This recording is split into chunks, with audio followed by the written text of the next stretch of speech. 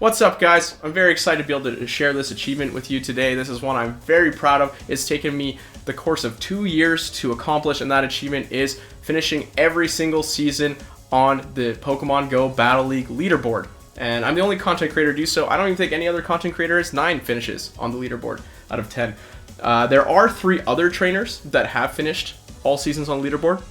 That's Auburn, the highest average leaderboard placement player himself. We've got Dunebug, who is the reigning Sylph champion. We got J-Jan, the leaderboard guru himself. So I'm in exalted company. I'm very happy to be where I am with the guys I'm with. And my stats are to the right. You can see after season 6 where I tried and failed to end on the front page.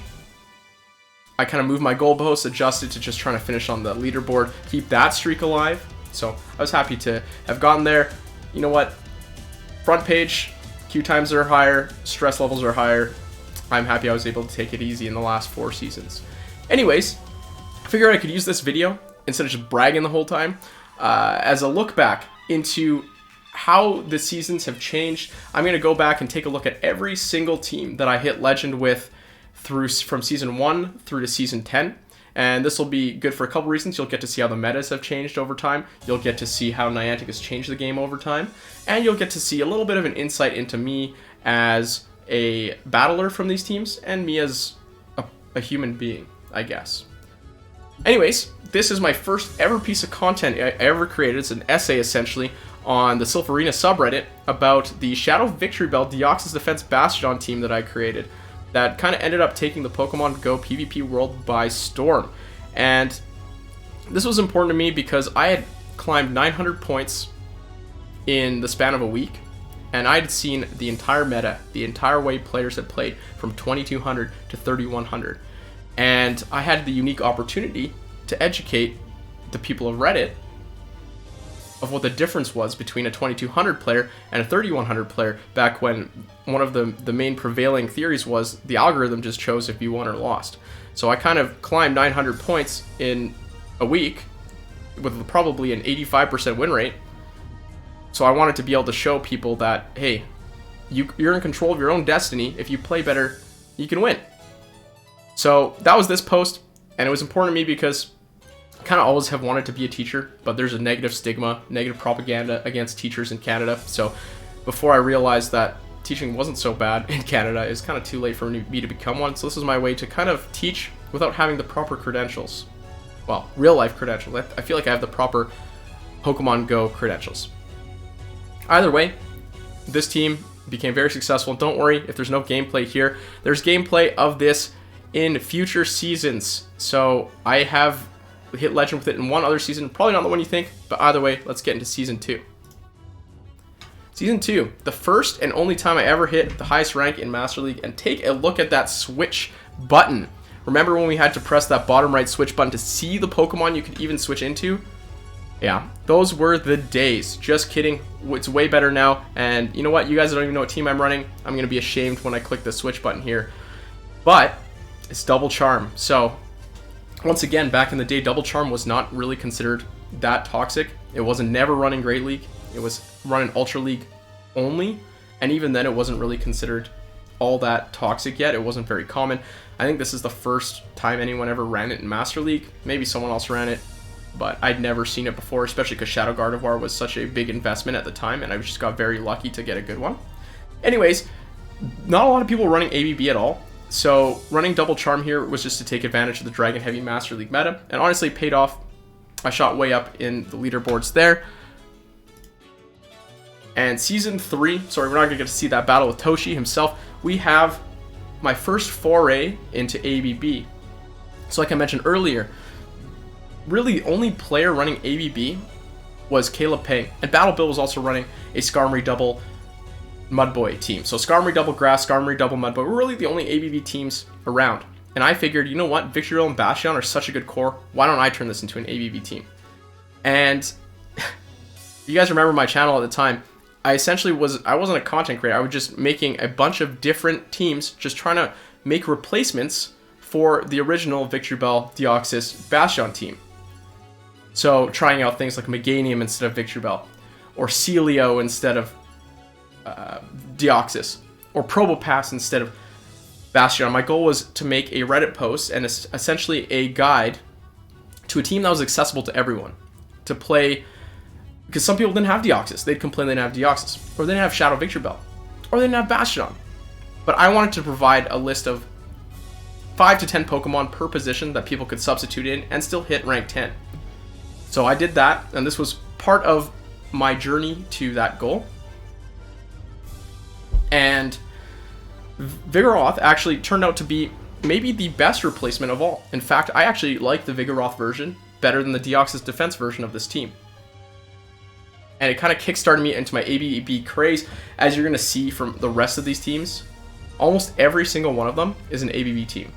I have made some balanced teams for my final pushes, but my Legend push team is almost always ABB. I kind of fell in love with it. I fell in love with baiting out the counter and being able to take down sweep with my extremely powerful closer. That was just incredibly fun to do. And this video itself, this particular video, I used as an example. This was where I learned how to exploit the switch timer, desync switch timer. So that came up and became another video as well. Season 4. This was a very interesting season too, and this was kind of the season that put me on the map as a content creator. Before this, I was barely breaking 1,000 views on solely Shadow Victory Bell teams, pretty much, and Double Charm. And this was Halloween Cup. The cup that actually kind of put me on the map as a content creator with the double rock, with the rock hole team that people kind of hated quite a bit. And then eventually this team that I just slammed through into Legend using another very famous content creator's favorite Pokemon, the Shadow Mawile from Poke AK. So I'm not sure if that contributed to this video kind of blowing up and becoming, I think, my first gameplay video over 10k views, shooting up from just like averaging 2,000. But Halloween Cup is what really put me on the map. And also Halloween Cup was exciting for me because it was the cup that kind of taught me that, guess what? I actually enjoy these theme cups maybe even more than Open Great League. Obviously more than Master League, and very obviously more than Ultra League, but even more than Open Great League itself. And that's why you'll kind of see me playing all these like Kanto Cups, not Johto Cup, Love Cup, Sinnoh Cup, Remix, Great League Remix, stuff like that. You'll see me in all of those themed cups just because it's a nice fresh shakeup from the meta. And I think I feel like I perform a little bit better in them as well. So as soon as they stop releasing themed cups besides Master League, you guys are going to see some more Master League content. Maybe we'll see that this season even. And Season 5, very exciting season as well. Just kidding, this was the other unranked season. And this is in Little Cup. We're going to see a Bronze or Mirror, but I'm running Tackle. So, yeah, this is where I kind of started getting creative with teams. But the main reason I wanted to highlight Season 5, and I've sped this Bronze or Mirror up even faster so you don't have to sit here for over half the video, is Season 5 is very analogous to what we're about to see coming up. In Season 11, we have an unranked season where Niantic can test some stuff. So take a look. We actually have the new switch buttons in Season 5 now. And this was a great change from Niantic. You gotta give them credit where credit is due. So hopefully we can see some more changes like this now that Season 11 is going to be unranked as well. I'd love to see some nice UI changes, maybe the ability to switch where your charge move buttons are, switch the order of them without having to spend TMs, stuff like that. But the other problem is, this is the season where fast move denial kind of really reared its ugly head and became a thing. I think the issue started at the end of Season 4, but Season 5 was when people started learning about fast move denial. And so these test seasons, they don't always only bring good things. So let's temper our expectations. Hopefully Season 11 brings some good things, but hopefully it also doesn't bring more bad things. Season 6, this is the only season. Not only did I break my front page leaderboard streak, but this season I actually lost the video for when I hit Legend. I hit Legend with, what was it, Shadow Abomasnow, the newly released Jellicent, and Azumarill, but unfortunately I don't have that clip. I did hit with a Legend with a very similar team in a later season, so instead I decided to showcase probably the most influential team from this season, the Triple Counter team. Team that's still getting played, a team that's still very viable, especially with the addition of fighting weak Pokemon like Walrein and Registeel to the meta. This team is probably stronger than ever. Trevenant did deal it quite a bit of a blow, But, I mean, what can you do? Trevenant is pretty tough, but it's also kind of countered by Walrein. Either way, you can see some Pokemon here that you probably haven't seen in a while. We have a Whiscash on the opposition, a Pokemon that kind of has died out in the meta, and a Driftblim, which was also pretty common back in the day. And yeah, these Pokemon kind of just don't exist, so it's kind of funny to see how the meta changes, and some Pokemon that were incredibly common no longer are. Some Pokemon that aren't common now are, just due to meta changes, not even due to buffs. You can see I'm actually running Gunk Shot on the Obstagoon as well, and I've actually switched to Cross Chop, so you can see how things have changed over the seasons. I think Cross Chop is definitely necessary to deal with G-Fisk, and I think G-Fisk was a relatively new Pokemon at the time of this team. But yeah, the triple counter team, still viable. I figured if I was going to show a team from Season 6 of the footage that I still had, this is probably the one. And once again, another ABB team. Yeah, gonna swap and and catch an Icy Wind on Deoxys. Yeah. Also, you can see if you actually go back and watch the videos, people get their moves caught a lot. Nowadays, it's really hard to catch moves. You kind of have to just guess and catch people off guard. Catching was kind of a brand new technique here, I would say. Not brand new, like people have been doing it for a while, but people didn't realize how useful or how good it could be. And also top lefting doesn't seem like it was a very common technique either. But Deoxys is going to be able to counter down this Driftblim. Anyways, on to Season 7. Season 7 was a very important season for me personally, and this is where we're probably going to see that Shadow Victory Bell Deoxys defense and Bastion team come up, so the Season 1 team. And this was important to me because the day I hit Legend, right before that, my grandmother had just passed away, and my grandfather just passed away less than a year before that.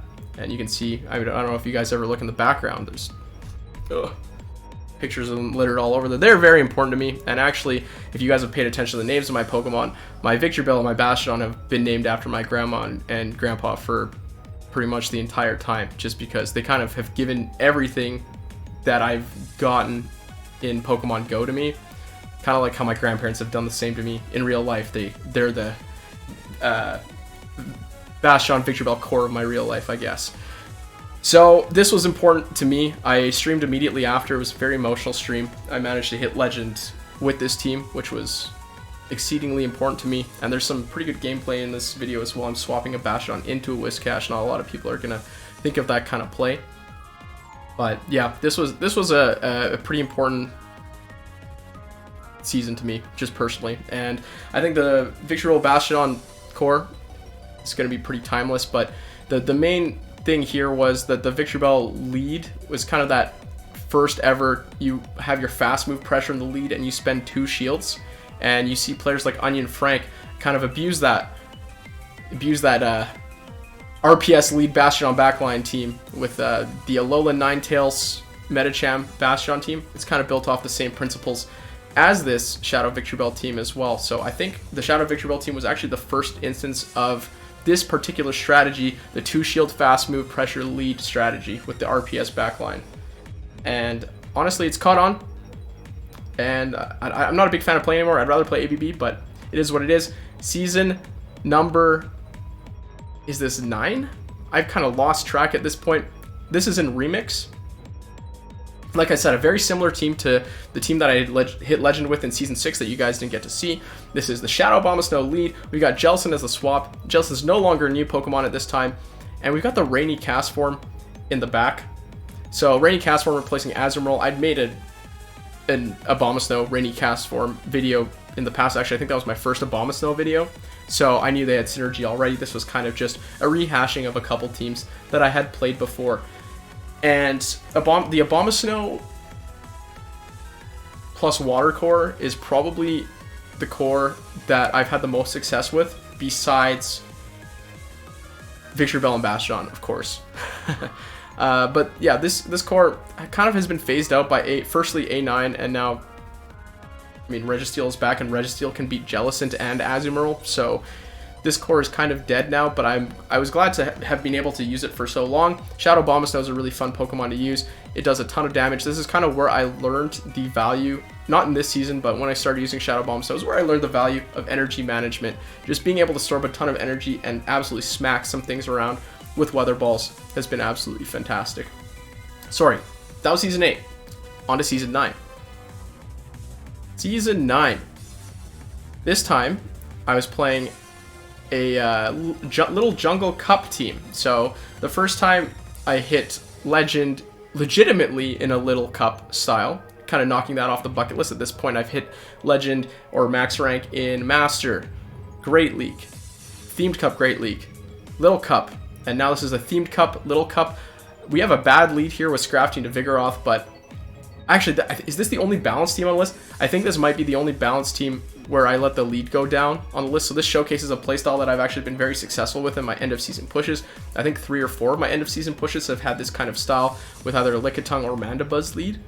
But in this case, Vigoroth is that lead that's just going to win shields, lose switch, and just pressure the opponent so much. In this case, we got G-Fisk in the back as well. This is a very meta team, but it is one that had me hitting the Legend rank very, very early in the season. And honestly, I liked Little Jungle Cup. I'd love if they brought back the themed Little Cups again, too. Because they're just a lot of fun. What can I say? And the amount of Stardust you need to spend on these things, pretty low. I did double move my G-Fisk, but you can see my Vigoroth is not double moved. Probably cost me like 10,000 dust or something to build a viable team. So maybe we'll see some more of that in this break season here.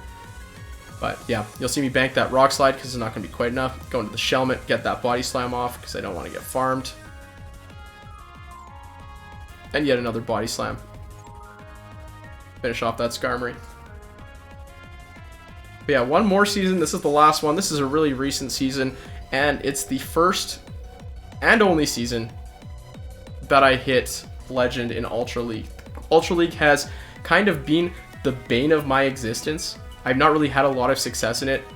Even early on in the seasons, I was playing random stuff like Jinx and Breloom and Zapdos in Open Ultra League because I didn't quite get a handle on the meta. 3 Pokemon that lose to the ever-present Giratina. I switched to Giratina myself because I thought it was unbeatable, and guess what? It's not. I still lost a bunch. But I finally figured out Master Premier.